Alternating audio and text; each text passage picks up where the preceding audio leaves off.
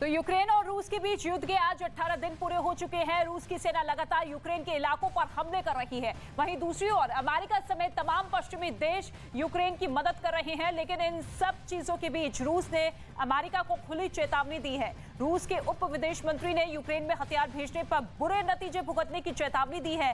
रूस के उप विदेश मंत्री ने कहा है कि विदेशी हथियार पहुंचाने वाले काफिले रूसी सशस्त्र बलों के निशाने पर होंगे। साथ ही रूस ने यह भी कहा कि अगर हथियार भेजने बंद नहीं किए तो यूक्रेन पर हमले और तेज होंगे। ये चेतावनी दी गई है रूस की तरफ से सीधे तौर पर अमेरिका को। और इस महायुद्ध में विदेशी लड़ाकों की भर्ती सिर्फ रूसी सेना में ही नहीं होगी।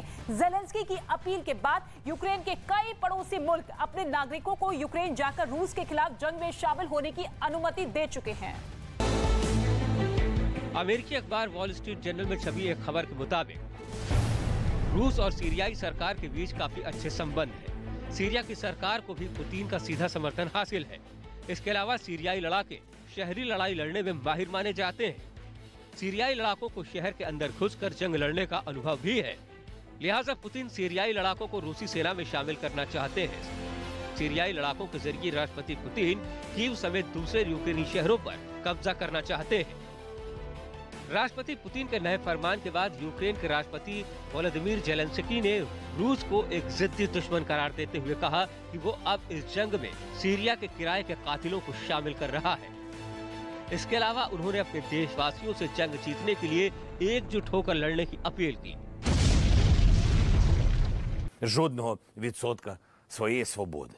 16 днів. Я знаю, що багато людей почали відчувати втому. ऐसा नहीं है कि विदेशी लड़ाकों की भर्ती सिर्फ रूसी सेना में ही होगी। यूक्रेन के राष्ट्रपति वोलोदिमीर ज़ेलेंस्की भी दुनिया भर से रूस के खिलाफ जंग लड़ने की अपील कर चुके हैं। ज़ेलेंस्की की अपील के बाद यूक्रेन के पड़ोसी मुल्क लातविया अपने नागरिकों को यूक्रेन जाकर रूस के खिलाफ जंग में शामिल होने की अनुमति दे चुका है। सिर्फ लातविया ही नहीं बल्कि डेनमार्क और ब्रिटेन से तो लोग यूक्रेन पहुंच भी चुके हैं। उनकी इस अपील के बाद विदेशों से रूस के खिलाफ यूक्रेन की सेना का साथ देने के लिए लोगों का पहुंचना भी शुरू हो गया है।